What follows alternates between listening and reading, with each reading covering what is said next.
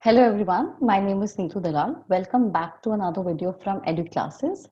Firstly, I want to thank everybody who has been waiting patiently for this video to go up. I understand that you guys want me to upload videos like more regularly, but I want to also keep my point here that because I make PPT and I take content from a number of resources and I make the PPT, so it takes a little time to make the PPT updated. I don't want I want key I should include I'm able to include every resources that is required for you to understand the concept. Therefore it takes me a little longer than expected, but thank you so much for everybody who has been so patient and who keeps texting me and reminding me and commenting on the video that ma'am, please upload a video. I see all of you and I want to thank you for being so patient and for being so cooperative. So firstly, thank you for that. Second thing that I wanted to convey was that this is part 3 of chapter 2, which is self and personality. Part 1 and part 2 have already been uploaded, and in those videos, we've covered major approaches to personality. The only approach which got left was psychodynamic approach, and this is a very important topic from exam point of view. That's why I've elaborated it as well. The video will get a little longer, but I'm sure if you watch the whole video, you will not have to refer to any source for understanding. I've also tried to attach a number of pictures and everything which will help you guys understand the concept better. So without taking any more further time, let's start with the video and let's start with understanding the concepts. So the first topic that we have, like I told you, is psychodynamic approach, right? Now, psychodynamic approach was given by Sigmund Freud, and Sigmund Freud is a very popular name in psychology. Jaise if you choose to take psychology apart from like in further studies as well, apart from your 12th, Sigmund Freud is one name you will hear a lot, many places, and it is one of the most, revolutionary or more criticized also, I'll say, theory which came about, but it was a revolutionary theory. So psychodynamic approach basically what says is that it was given by Sigmund Freud, and it states that there are 3 levels of consciousness in every person, right? Now, what do they mean by consciousness? First, they said that the first stage is consciousness. Second is pre-consciousness or subconsciousness, and then comes unconsciousness. So, in consciousness, they say that everything that you're currently aware of, right, that I'm speaking right now. So, this is present in my consciousness or in the moment. This is what I am aware of in the moment, right? So, this will be a part of my consciousness. Now, the second one is pre-consciousness or subconsciousness, right? So, what falls under subconsciousness or pre-consciousness are those things which you do know, but you are not aware of them in the moment, right? So, for example, just say if I ask you, like, what did you have for breakfast in the morning today, right? Now you are aware of what you had, but you were not thinking of it till the moment I did not ask you. It is there in your subconscious, pre-conscious, but when you will think of it, you will be able to recall what you had. So then it comes from your pre-conscious to your consciousness, right? So consciousness are things which you're currently aware of and which you're thinking of at the moment. That is something you're conscious of right now. Pre-conscious or subconscious are those things which you are aware of, and if you will pay attention or if the moment arises when you will have to recall them, you know them and you will be able to recall them, right? Now these two are fine. The third level, which is unconsciousness, given by Sigmund Freud, is the most controversial concept that came about. And he said that every person has this level of in consciousness where, which is called unconsciousness, where a lot of memories, a lot of repressed desires go into, and this is a section where there is stuff and we cannot recall it. So anything or everything which you are not aware of in the moment, which you cannot recall even if you want to, forms the part of your unconsciousness, right? And you cannot bring this to your consciousness even if you want to think, because if you're not aware of something, how will you bring it into your consciousness, right? But the study of Sigmund Freud focuses more on the unconsciousness, and he said that you can understand the problems a person is facing if you understand this unconsciousness aspect of that person, right? So that was the major driving force of Sigmund Freud's theory. He also gave three elements of personality, and those are, one is id, the first one is id, then ego and superego. We'll see what all of these means. And these are not physical concepts. These are not like your physical structures. They are concepts of, what do you say? They are abstract concepts, right? They are the part of a person's personality, but they are not physical structures present in our head. So that is very important point that we need to clarify, that these are not part of our brains, right? These are your elements of a personality. So now the first one is id, and like we see, it works on pleasure principle, ego works on reality principle, and superego works on moral principle, or moral branch, or it works on moral principle. Now we'll understand what all of these means. So the first one is id, right? And like I told you that id works on pleasure principle. So what does this mean? So according to this theory, sources of a person's instinctual energy. Freud said that your id is the driving force behind all your instinctual energy, or instinctual energy that a person has. This deals with immediate gratification of primitive needs, whether it is sexual desires and aggressive impulses.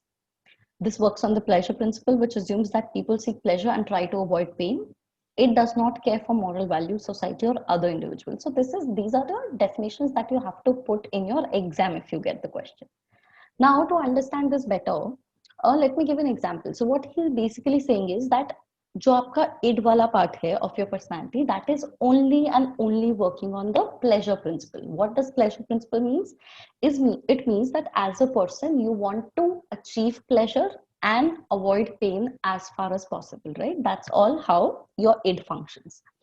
Now, to give an example, if a child, right, if he wants, an ice cream, let's say, if he sees another child who's having an ice cream, so the id part of his personality wants instant gratification of his needs. He wants to have that ice cream, so the id will tell him that whatever, you scratch, or you snatch the ice cream out of the child's hand and you eat it. That is the animalistic instinct we have and that is where your id functions. So it will not see whether it is correct or whether it is wrong. It only wants to attain pleasure, and therefore we say that your id works on pleasure principle, right? It doesn't care for the moral values, the society, or other individuals. It just want to fulfill its own needs, right? Now, on contrary to this is your ego. This works on reality principle. This understands that, okay, your id wants this, but what is possible, or what is correct, or what will be right? So it works on reality principle. It doesn't just work on what you want. It also, takes into account as to what is possible. So ego seeks to satisfy an individual's instinctual needs in accordance with reality, works by the reality principle, and often directs the id towards more appropriate ways of behaving. Thus, while the id is demanding, unrealistic, and works according to pleasure principle, the ego is patient, reasonable, and works by reality principle. So in the same, we are saying that on one hand, where id just wants to satisfy its needs, like id is like a small kid, right? He doesn't understand how this world functions. He just wants what he wants. On the other hand, your ego is like a mature child who understands how this world functions, and this will take into account as to what is realistically possible. So, for example, if we consider the same example that we took, that if a child wants ice cream from another child and he sees that, he's having an ice cream, so it is telling him that you snatch the ice cream and have it, right? But the ego will tell him that snatching the ice cream is not correct, or it's not the right way to do things, right? What can otherwise be done is that you go up to the child or the person who's having the ice cream and you ask politely, can you please share your ice cream with me, right? Or would you be kind enough to give it to me, or to give me one bite? So that's how your ego tries to fulfill the needs of the id, but into a more appropriate, in a more appropriate way, which is okay according to the reality or realistic principle. That's why we say that your ego is working more in terms of what is possible, right? Now there's another one here, which is superego. This is like the moral branch of your personality, right? And these are all structures in your personality, not physical structures, but part or elements of your personality. Now we all know that one kid in school who's always very, morally correct, right? Or that one monitor in school who'll always report to the teacher as things happened, right? And they are very ethically, morally grounded. Imagine this super ego to be that kid, right? So, superego is the moral branch of mental functioning. This will always tell you what is the best or the right thing to do. The superego tells the id and ego whether gratification in a particular instance is ethical. It helps control the id by internalizing the parental authority through the process of socialization. What does see superego also works on what your parents have taught you. So if your parents have taught you that no, you don't share things, yeah, by the way, what I mean by sharing things is that you don't. So ice cream is not something that you can keep, or you don't eat somebody else's food. For example, if that's what your parents have taught you, no matter how much you want to have that ice cream, your super ego will tell you that this is not correct. You can't do this, right? So it is based into your moral, ethical grounding. Now, for the example that we took, that you want to have an ice cream. So let's understand it from all three perspectives. So we understood that the id wants to have the ice cream, which the other child is having. And your superego will say that no, you cannot have, this is not your ice cream. You have not paid for it. You've not bought it. You cannot have this ice cream. This is ethically wrong. You cannot do this. This is morally wrong. Now, but from these id and superego are extreme responses or extreme elements of personality. In दोनों के बीच में balance is created by your reality principle or by your ego. So ego tells you, fine, you have the ice cream, you want to have the ice cream, right? And ego is telling you it is wrong. But ego will give you a solution that, okay, fine, it is not right to snatch the ice cream, and it's not my ice cream, so the middle way is for me to ask the person to have the ice cream. So that's how all of these three elements work.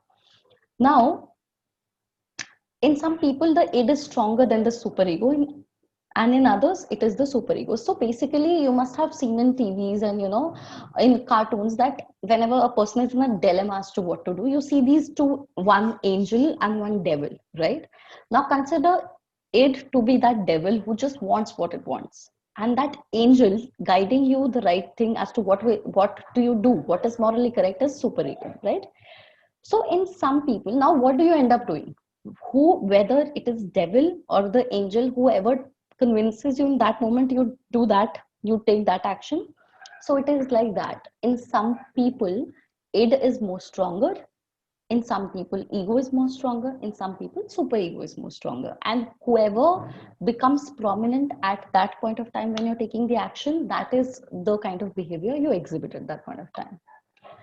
The relative strength of id, ego, and superego determines each person's stability, right? So, depending on who you are listening to more, that will determine how stable a person you are.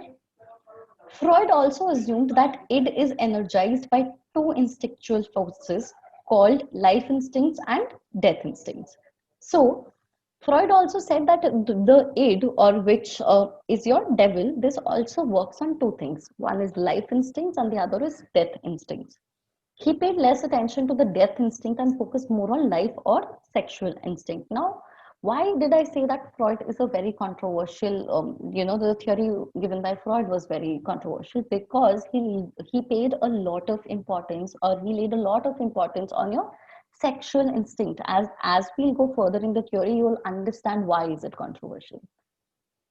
The instinctual life forces that energizes the id is called libido, right? It works on the pleasure principle and seeks immediate gratification. So these that's all you have to know in regard to id, ego, and superego when it comes from exam point of view. But if you want, of course, you can Google and you can search as to how it functions. If you want to understand whether, as a person, you rely more on id, ego, or superego, you can always read more about it and then see in which category do you fall, right? Now, so Freud also talked about some defense mechanisms, right? And he said that defense mechanism. Now, what is defense mechanism? So he said that whenever you are in a situation which is making, as a person, if you encounter a situation which is making you very anxious. So what you do is your personality has a defense mechanism. Defense basically means it's trying to save itself against the anxiety arising situation, right? So it is a way of reducing anxiety by distorting reality. Now, for example, if it is a situation that you're not able to deal with, so what do? So your brain actually tries to distort reality for you so that you are able to adapt better to the situation, right? And these are things which we all indulge in, and you will realize that defense mechanism is a pattern a person exhibits. So, and if you recognize that pattern, you can identify as to which are the defense mechanisms which you use. So the first one which is mentioned in your text is repression. Now, in repression, anxiety provoking behaviors or thoughts are totally dismissed by the unconsciousness. When people repress a feeling or desire, they become totally unaware of that wish or desire. For example, what it says is that if you're not able to deal with someone or somebody or some situation, and if it is too if it is too difficult for you to process mentally, you repress that memory or you repress that complete event, right? And so you repress it to an extent where you just don't remember of that event happening. For example, a lot of if you'll see a lot of child sexual abuse cases, you will realize that the child has no memory of the abuse, right, in later stages. Why? Because it was very difficult for him mentally at that point of time to process the whole event which happened. So subconsciously he has now repressed it and he doesn't even remember that something of that sort happened, right?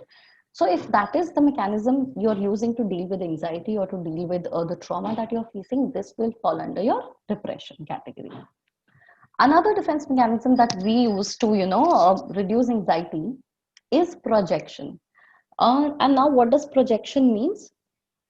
People attribute their own traits to others. Thus, a person who has strong aggressive tendencies may see other people as acting in an excessively aggressive way towards him. So what happens is that you are feeling a certain way, right? But because you cannot accept that, that's how you're feeling. So you project or you reflect the way you are feeling onto someone else.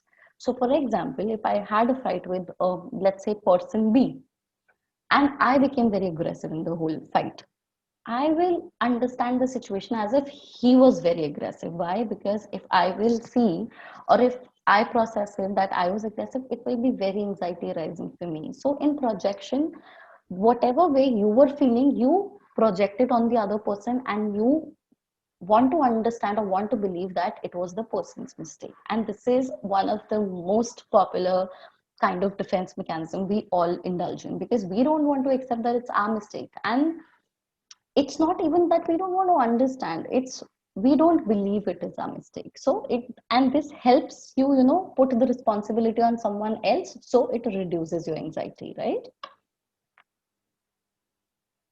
Another one is denial. A person totally refuses to accept reality. Now denial also is something that you've done, if if it's the reality or the event is such that you don't want to accept it, or it's very triggering to you, you completely deny that it happened. Thus, the example that they've given is, thus, someone suffering from HIV or AIDS may altogether deny his or her illness.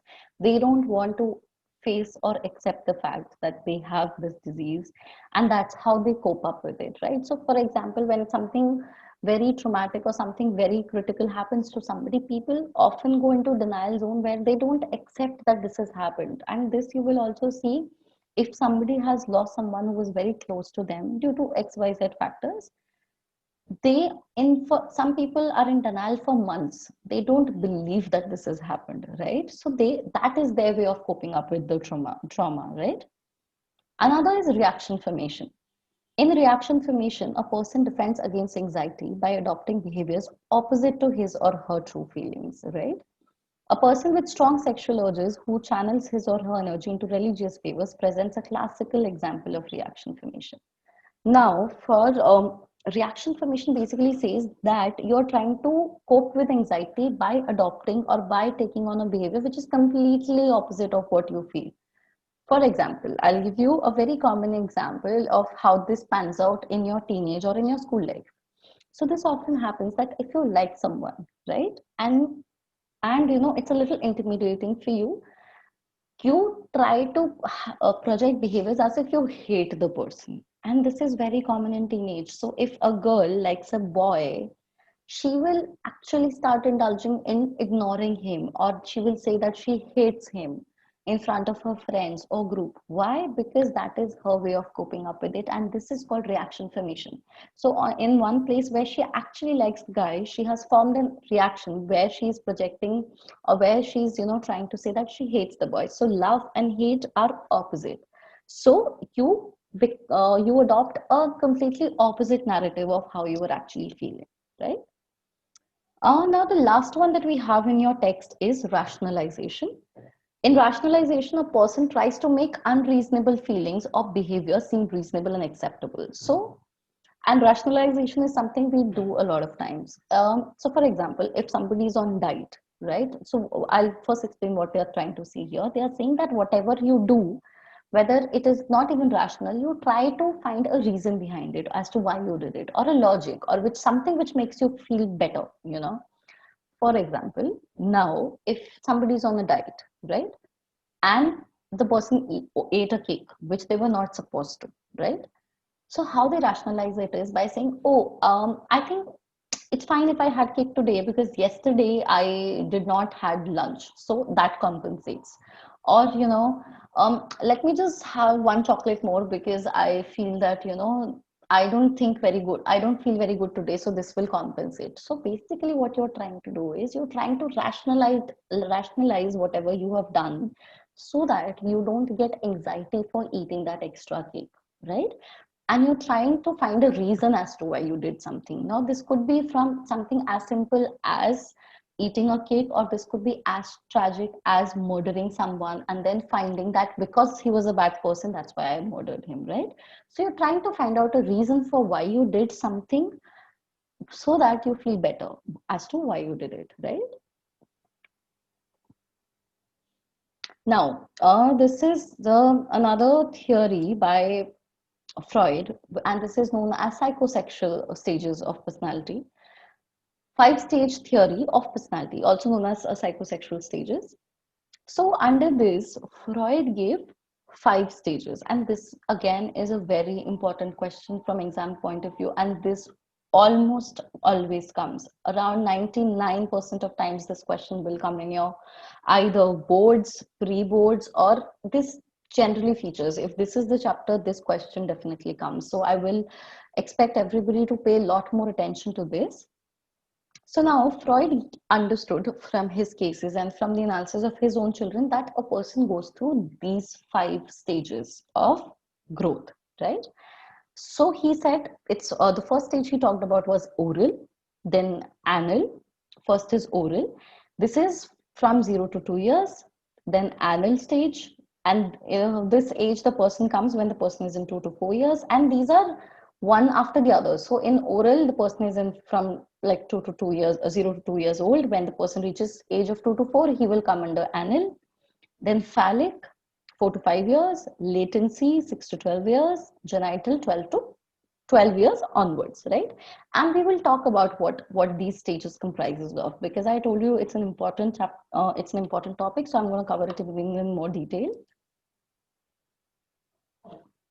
So the first stage that he talked about was oral stage, which is a child who's in 0 to 2 years would likely be in the oral stage. And in this stage, the whole focus of libido or the energy of the child is on mouth. Now, it is but very natural to understand that when a child is in the age group of 0 to 2 years, the major pleasure seeking, structure for him is his mouth. It is it is through the mouth that the baby obtains food that reduces hunger. Because why is it mouth? Because the baby is sucking, or the baby is having food through mouth, so that is the most pleasure seeking place for him, or that is the focus of his attention at that point of time. The infant achieves oral gratification through feeding, thumb sucking, biting, and babbling. So every activity which is he's doing from 0 to 2 years involves his mouth somehow or the other.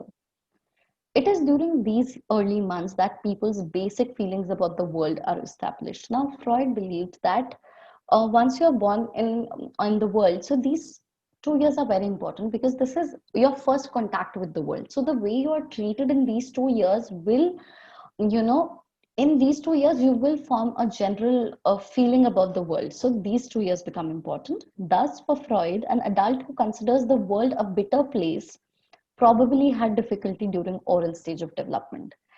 Now, for you to understand better, Freud said that every person passes through these certain stages, and every stage has a issue or a focus, right? And if you're able to pass through every stage successfully, you will look at the world differently. If you are not able to pass the stage successfully, then there will be some issues from which you will look at this world. So he said that if you're not able to, you know, grow successfully out of the oral stage, you will find the world a very bitter place later in your years, right? So that's how he had whole, structured his theory, and that's what were his findings. Now is the anal stage. So I'm not sure if you guys can see the term anal.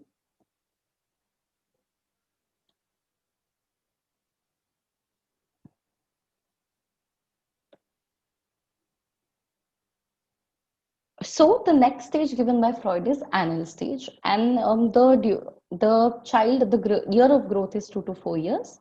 This is focused on your bowel movements, okay, and this here the focus is the anus of the child, right? So one of the principal demands made by parents is that the child learns to control the bodily movements of urination and defecation. So once the child falls under the age group of 2 to 4 years, he understands, he starts walking, and he starts understanding the society better.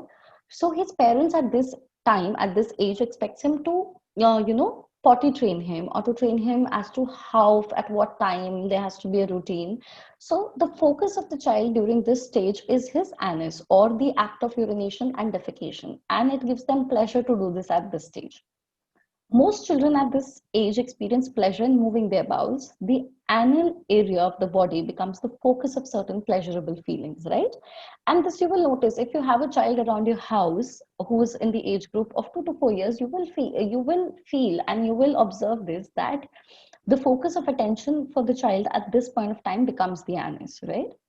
This stage establishes the basis for conflict between the id and the ego, between the desire for babyish pleasures and demand for adult controlled behavior. Now, why they are saying is, यहाँ पे at this stage there comes a conflict between id and ego. Why? Because the id is enjoying the pleasure he's getting from the anus experience, but the parents are trying to potty train him. So there becomes a conflict between what the child wants and what the reality expects him to do. So, if the person successfully overcomes this stage, he will look at the world in a different way. If he doesn't, he will look at the world in a different way. And if you choose to continue with psychology in your graduation on your master's, you will read these theories in much, much detail, and you will get to know as to what happens if the person doesn't go through this. But because this is out of the scope of the syllabus, so I'm not going into that in very much detail. So the next and the third stage given by Freud is the phallic stage. And in this stage, the child is of the years 4 to 5 years. And in this, the focus of the child is the genitals, right? And this is one of the most controversial stages given by Freud. Why? Because he talked about two concepts which are very controversial, which is Oedipus complex and Electra complex. So now I'll explain what these concepts mean. So he said that a male child at this stage, which is from 4 to 5 years, goes through something called Oedipus complex. And he said that this complex involves that the male child gets feels a certain kind of love for his mother and wants to get involved with her sexually. Whereas on the other hand, he becomes very hostile towards his father because he realizes that his mom is very close to the dad, and the consequent fear of punishment or castration by the father. And he fears his dad because he feels that if his father realizes that he wants to have sexual involvement with his mother, the father will actually punish him or castrate his penis off. So that's what Freud believed in. And he said that developmental achievement of this stage is the resolution of Oedipus complex. If a male child passes through this stage successfully, he will, at the end of this, he would develop a positive relationship with his father, and he will understand that the mother is only a figure he is supposed to love as a mother, right? This takes place by accepting his father's relationship with his mother and modeling his own behavior after his father. So he also said that how can a male child successfully overcome this complex? That he realizes that he has to accept the father's relationship with the mother, and he follows the footsteps of the father. So he becomes the kind of a person that the father is, and realizes that if he becomes like him, he'll also get love in future, right? On the other hand, the opposite of this for girls is called Electra complex, right? And in this, what happens is how he explained Electra complex for girls is that the girls are attracted to their fathers more and hate their mother, right? So, in other words, boys give up sexual feelings for their mothers and begin to see their fathers as role models rather than as rivals. Girls give up their sexual desires for their father and identify with their mother. So this resolution of this stage will only happen once once the male child models his father's behavior and the girl child starts identifying with the mother. Now, why was this controversial? Was because you will not expect a 4 to 5 year old child to have these sexual instincts or to actually have a sexual relationship with the opposite parent, right? Though we do believe, research shows that girls are more close to their fathers and boys are more close to their mothers in this age. But the time when this theory came about, this was very controversial and this often gained a lot of criticism, right? So that's why Freud's theory is very, very criticized, but still remains very much widely in use. And you will still find that some of the concepts given by Freud are true, in fact, today. The second last stage is the latency stage, or I'm sorry.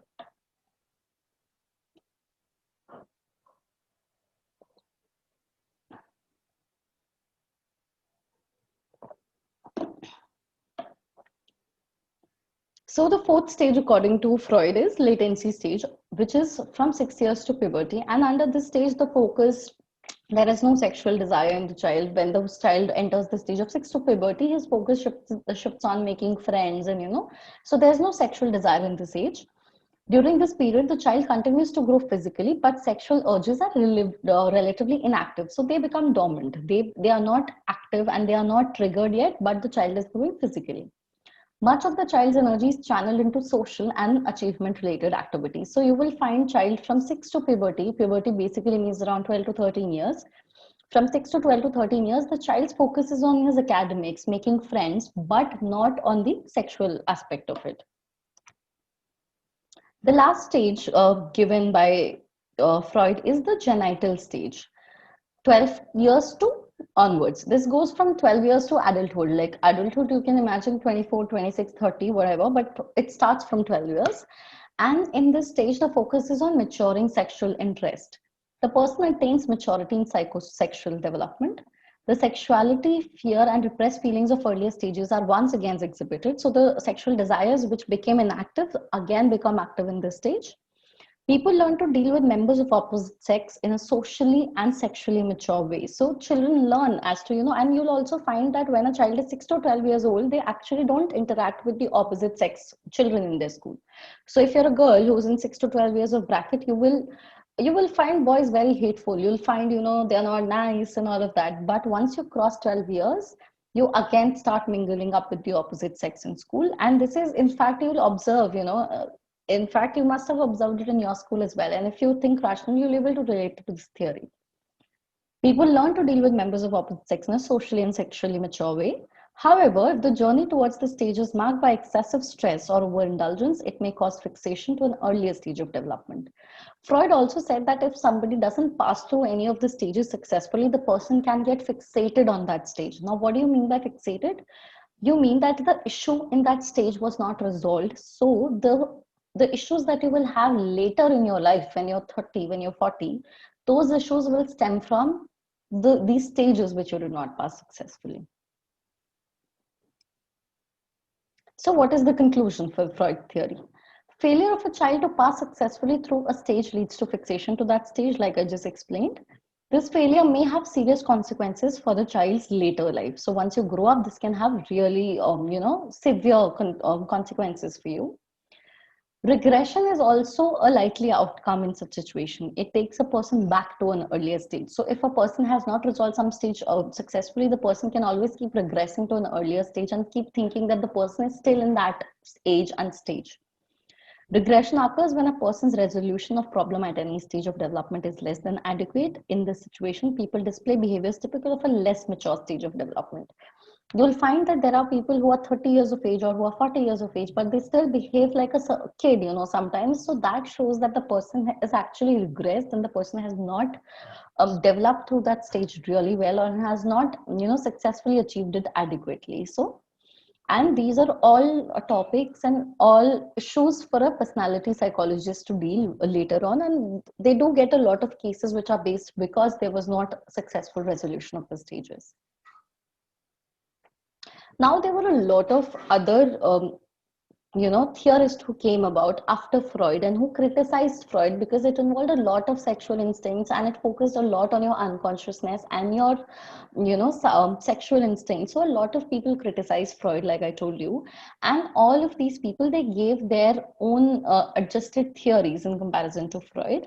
This is a very brief topic in your book and you guys can read it from the text because it's not something which needs a lot of explanation, and this is not also very important from exam point of view. So if you are planning to attempt the paper, you might focus on Freud more in comparison to these, but yes, nonetheless, go through them. You might get a 1 mark or a 2 mark question on these, right? Now, the next approach, which is we did the psychodynamic approach. The next approach is your behavioral approach. Now, I'll give a brief of these approaches again, like I told you, because you have to focus on Freud more in comparison to these. The behaviorists believed in data, which they feel are definable, observable, and measurable. So behavioral approach came in criticism to the Freud psychodynamic approach. And they said that how can you, something you are saying that unconscious, you cannot see or you cannot measure what is in your unconsciousness and you don't know what's there. So how can you predict behavior on the basis of that, right? So behaviorists rather focused that they said that we will believe in the data that we see, something that we can see, something that we can define, observe, and measure. So behavioral approach ka focus was on behavior which could be measured. Thus, they focus on learning the stimulus response connections and their reinforcement. So they wanted to understand if an event A happens, how do you react? So A is a stimulus, how you're responding, or your behavior is a response. So they wanted to understand this relationship more. According to them, personality can be best understood as the response of an individual to the environment. And they believe that you can only understand a person if you observe the kind of behavior he's exhibiting and not by accessing his unconsciousness, right? That was their assumption. Another approach which came was cultural approach. So this approach attempts to understand personality in relation to features of ecological and cultural environment. They try to understand a person's behavior in relation to the culture that the person is in.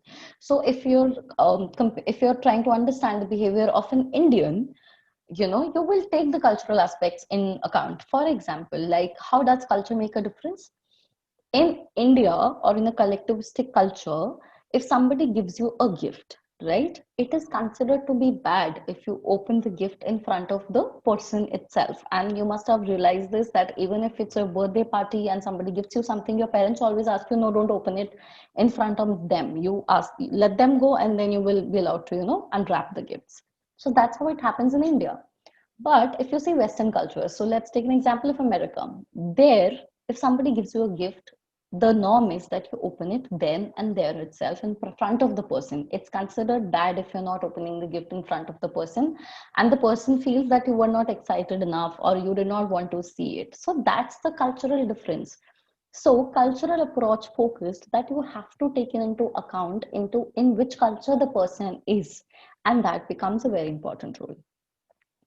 It proposes that a group's economic maintenance systems play a vital role in origin of cultural and behavioral variation. So of course it says that whichever culture you are in, your behaviors would be different. So understanding just behavior is not enough. You also have to see in which culture the behavior is being displayed. Another one is humanistic approach. Now, this also is a very popular personality approach.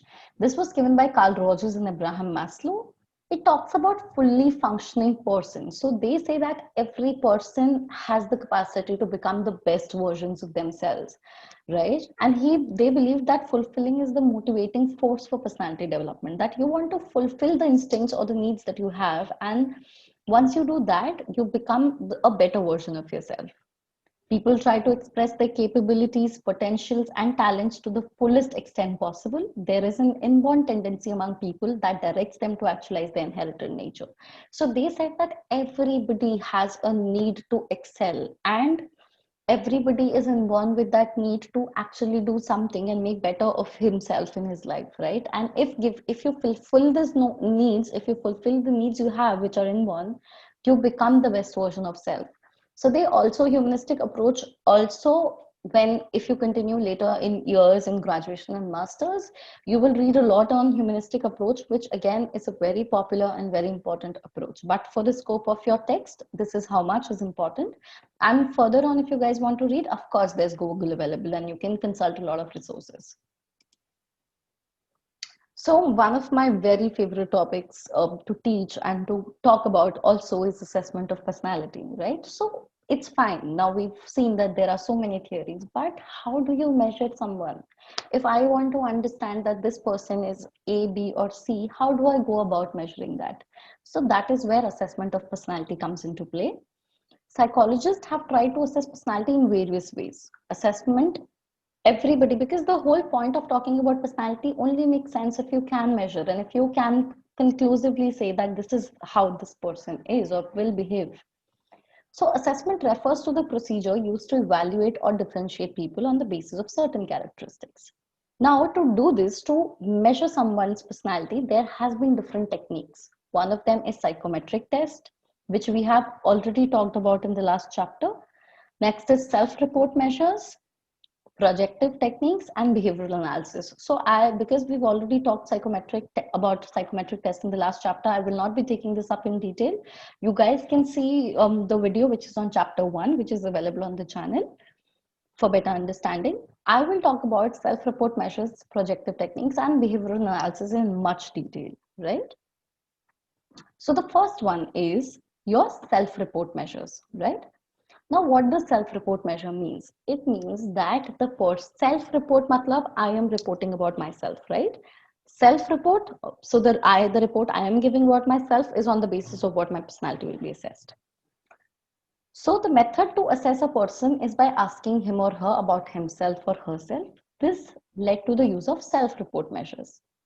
Verbal responses using some kind of rating scale. So if a typical example would be somebody asking me on a rate of 1 to 5, how much do you think you're responsible?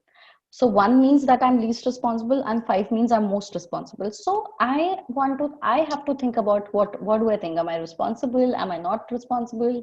And I will rate myself. So suppose if I say 4, on the basis of that, so on the basis of these n number of questions, my personality would be assessed. So that is an example of your self-report. And verbal responses also are a part of your self-report, right? Method requires the subject to objectively report his or her own feelings with respect to various items. So I have to objectively report. It's not like I should not be, there should be no bias in my, in my judgment, right? The responses are accepted to their face value. They are scored in quantitative terms and interpreted on the basis of norms developed by the test. So there is a certain manual which tells you that if the score is this, it means this. So there is a certain scoring which is already in place, but it is done quantitatively and it is not judged on the basis of quality. Because I'm giving them a number, I'm saying 4. So of course it will be added later and the result will come in terms of number which would be interpreted. Now, the example of one of these self-reports one is the Minnesota Multiphasic Personality Inventory. This is again a very important inventory in personality. This is widely used as a test in personality assessment. It is widely used across the world, and there has been Indian adaptations of this as well. The test has been found very effective in identifying varieties of psychopathology. So if you want to identify if the person has some personality problem, this test is one of the very good ones which is available. Now there are 567 statements in this. So one of the disadvantages can be that this is so long. It is very long. Now imagine you sitting down and giving answers to 567 questions. It is time consuming. The subject has to judge each statement as true or false, right? So you have to choose between whether the statement is true for you or false for you. The test is divided into 10 subscales. So you have 10 subscales, like 10 subcategories in the scale, and they try to diagnose your hypochondriasis, depression, hysteria, psychopathic deviate, masculinity, femininity, paranoia, psychasthenia, schizophrenia, mania, and social interventions. These are all personality related problems that could be there. But you have to understand that what is MMPI, the Minnesota Multiphasic Personality Inventory. Why do we use it? How many items does it have? How many sub-items does it have, right? So you might get a question on elaborate on self-report. So then you have to talk about MMPI as well. Another self-report measure in personality is Ising Personality Questionnaire. This was developed by Ising. It assesses a person on 3 dimensions. The one is introvert versus extrovert, emotionally stable versus emotionally unstable, psychoticism. So this is a theory I also talked about, right? And you can, like in the last video, we have talked about what Ising theory measures, and it measures a person on these 3 terms. And this questionnaire is specifically based to measure the dimensions of a person on these 3 dimensions. A person scoring high on psychoticism will mean that the person is hostile, egocentric, and antisocial. This test is also very widely used. Now, I know you guys just have these questionnaires, like what they mean and how much, on what dimensions they are assessing. But if you guys would be interested, you guys can always tell me in comment section below, and I can make a separate video where I show you as to how all of this personality assessment is done. So we can also do that if you guys will be interested. So if you guys are, you can always tell me in the comment section below. I can arrange, or I can do a different video where we just see how we assess personality by using these instruments. Another is 16 personality factor questionnaire. This was developed by Cattell. The test, this also measures you on 16 different factors, and it tells you, it gives you a conclusive report, a result as to what kind of a personality do you have. And this is extremely useful in school level as well as in adults, and has been found extremely useful in career guidance, vocational exploration, and occupational testing. So if you're someone who's not very sure of what career would suit you better, or what works for you best, these kind of assessments you can take to understand your personality better, as to what you enjoy and what career will you be most successful. So we can definitely, if you guys will be interested, do a video where I'm showing you how you can do it on yourself. Now there are some issues with self-report measures. First is social desirability, right? अगर मैं ही अपने बारे में report दे रही हूँ, so for example, why will I ever say yes if somebody is asking me for a negative aspect? If somebody is asking me, do you become angry, and you hit the person, I will tend to say no, because I want other people to think that I'm a good person, right? So that is one of the major problems, that people try to give answers which are more desirable. Another is acquiescence. It is a tendency of the subject to agree with items, questions, irrespective of their context. Sometimes people have this tendency as humans that they tend to mostly agree to what person is asking, irrespective of what the content is. So this is another very important drawback. It often appears in the form of saying yes to items. These tendencies render the assessment of personality less reliable. So if you have a tendency to say yes to most of the items, then the result which you will be getting will not be accurate. So then there's no point, and this is another issue. Another important techniques how you can assess personality is your projective techniques, right? And in projective techniques are a little different from your, whether it is psychometric testing or self-report measures. In projective techniques, basically direct methods of personality assessment cannot uncover. And why? What is the assumption for projective techniques? They say that because and this was again very much based on Freud's theory, because Freud said that a lot of things are in your unconsciousness. So projective techniques believe that you cannot access your unconsciousness from your psychometric testing or from your self-report measures, and you cannot assess them directly.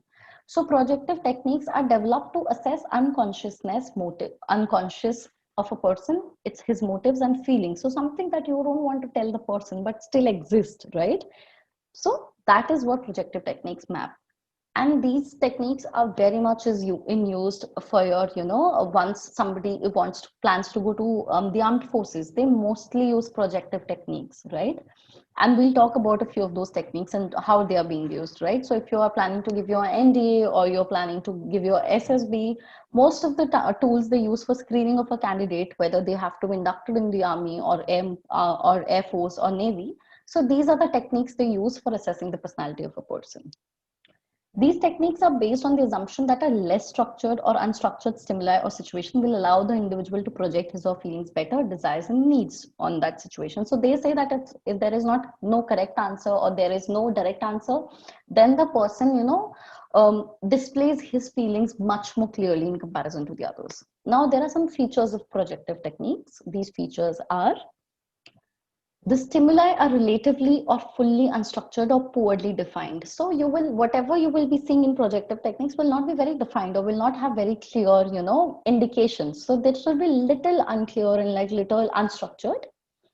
The person being assessed is usually not told about the purpose of assessment. So if you are somebody who's giving this projective test, you will not know as to what is the purpose for this test, right? Because if you know, you will try to, again social desirability will come in. So basically people are generally not aware of what is the purpose of assessment, how will it be scored and how will it be interpreted. So if you are not aware of that, you genuinely give answers that you believe in, right? The person is informed that there are no correct or incorrect responses. In projective techniques, no answer is a right answer and no answer is a wrong answer, and you will understand as we go further in the video why I'm saying this. Each response is considered to reveal a significant aspect of personality. They believe that whatever response you're giving is revealing a very important part of your personality. Scoring and interpretation are lengthy and sometimes subjective. So it gives you a lot of insight, but the scoring of projective techniques are tricky and they can only be done by somebody who is very skilled in doing them. Now they are talking about examples of projective techniques. The very popular Rorschach ink block test by Herman and Rorschach is a very well-known test in projective techniques. This consists of 10 ink blocks, and this test is probably the one of my favorites as well, right? So I really like to talk about these tests in detail. And also these become a very important part of your text. So if you want to understand them better, you should pay attention more here. This consists of 10 ink blots. By ink blots, what do they mean? These are basically cardboards of size 7 into 10 inches size, right? And 5 out of these cardboards are black and white in color. 2 of them are red and 3 of them are pastel colors, right? And these cardboards will be shown to you one by one. 5 of them are in black, 2 of them are this I've already mentioned. The blots are symmetrical in design and with specific shape or form. Each blot is printed on the center of a white cardboard of about 7 to 10 inches. So what happens basically is that there's a design that you will see on each of these boards. And that design will be something like, the drawing that you do in your early years, जहाँ पे आप एक paper पे you put those, threads dipped in ink and then you take it out and वो same छप जाता है half page पे and you open it and it becomes like a identical drawing. I'm sure you guys must have done it. So ये ऐसे ही होता है. That is how these are designed. कि वो ink में they drop and then they fold the paper, they take out it and it becomes an identical image, right? That is why it is called ink blot test. Now, this is something that I'm talking about. You must have made some drawing in your arts and culture and, in your drawing classes in your adulthood where you must have drawn something like this. The cards are administered individually in 2 phases. तो 2 तरीके से ये cards को आपको दिखाया जाता है. पहले phase में क्या होता है? पहला phase is performance, right? Proper. The subjects are shown the cards and asked to tell what they see in each of them. So the person who's taking this test, वो आपको एक ऐसा card दिखाएगा and you will have to tell the person as to what you are seeing here. Are you seeing a cow? Are you seeing a cloud? Are you seeing what's happening in the picture? You have to tell that to him. In the second phase is called inquiry. So in this phase, once he's shown you the picture and you've said कि आपको क्या दिख रहा है, the second phase is inquiry, where the person will ask you कि आपको why do you think what you are seeing? क्यों आपको ऐसा लगता है कि जो आपने देखा है? You will have to tell where, how, and on what basis was a particular response made. So suppose if I say that I see this, let's take this picture for example. If I see that this is an elephant, right? For example, or if this is an elephant, let's take this. If I feel that this is an elephant, in the first phase, I will have to tell them what I'm seeing. In the second phase, I will have to tell them why do I think it is an elephant and as to what is happening. Why, what is my reason behind understanding this? I could have understood anything else, but if I'm understanding this as an elephant, what would be my reason? So on the basis of my whatever I've said, fine judgment is necessary to place the subject's responses in meaningful context. Now these are projective techniques are very difficult and very tricky on the interpretation part of it, and only very, very skilled psychologists can do this. So the use and interpretation of this test requires extensive training. Computer techniques too have been deployed for analysis of data. Basis what you say, it gives you an insight into your personality to the person who is taking your test. Next one is thematic apperception test. Now the TAT, this is very popular, and this is the ones they this is one of the ones they use for your selection in your armed forces. This was developed by Morgan and Murray. The test consists of 30 black and white pictures cards and one blank card. So basically यहाँ पे क्या होता है, जैसे वहाँ पे you have 10 cards, यहाँ पे you have 30 black and white pictures, right? 30 cards with black and white pictures, XYZ pictures on them, and one card is blank. Each picture card depicts one or more people in a variety of situations. Each picture is printed on a card. Some cards are used with adults, males or females. So depending on who you are, whether you're a male or a female, you'll be shown certain cards, right? Now, these are the cards I'm talking about. So you will have 30 of these cards with different pictures and one of them will be blank. The cards are presented one at a time. How it is done is that you will be shown one card at one time. The subject is asked to tell a story describing the situation presented in the picture. आपको वो SSB में भी क्या करते हैं या आपको armed forces के सिलेक्शन में भी क्या करते हैं, they show you this picture for example and they will tell you as to what is happening, define, make a story out of this picture. What was happening like why do you think the person is sitting, why do you think the child is sitting with a violin, what must have happened, what situation led to this, what is happening in this moment, and what will happen in the future, right? And also describe as to what the person is feeling. So you have to do this for n number of pictures. You do this once for this picture, another this XYZ, and then there is a standard procedure available for scoring of this, and on the basis of that the person or the psychologist understands what kind of a personality do you have, right? That is the second one, projective techniques. The third one is Rosenwig picture frustration study. Now this again is very interesting, right? So this was developed by Rosenwig to assess how people express aggression in the face of frustrating situation. ये basically आपको help करता है in understanding how people become frustrated, or how people once you're frustrated, how you express your aggression.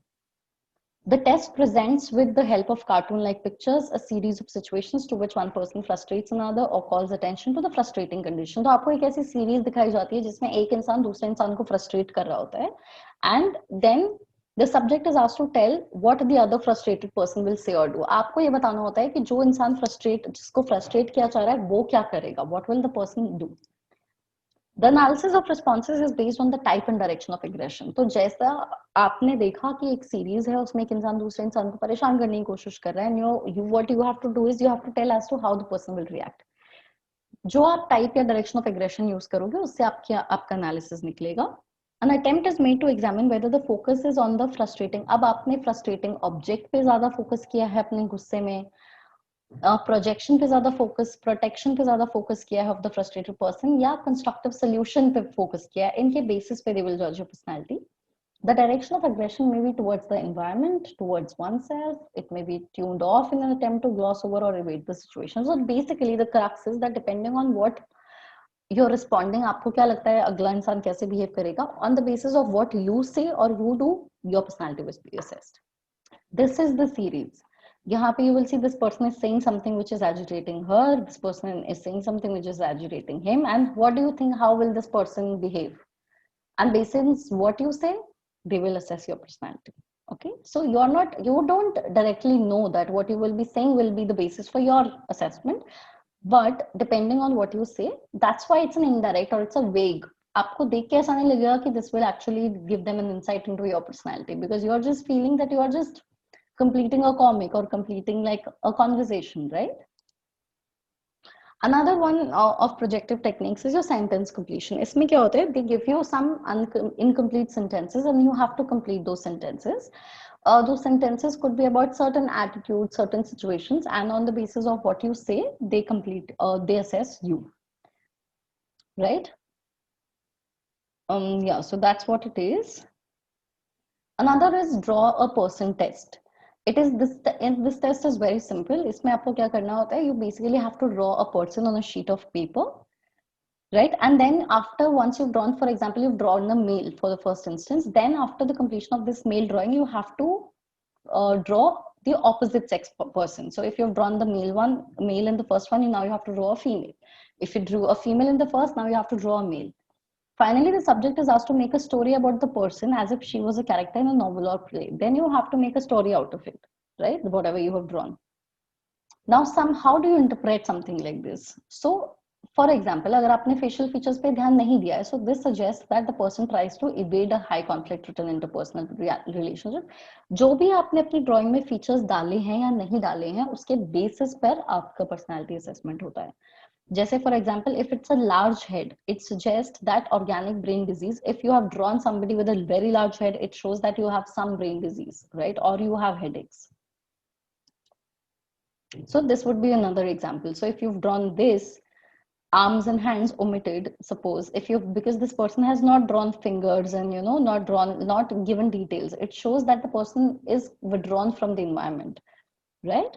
अगर एक mail omit कर देता है female के arms, then it is unacceptable for females or lack of confidence in social context. So depending on what you're drawing, there are interpretation, there are scoring which is done, and something is understood for or by or about your personality out of it.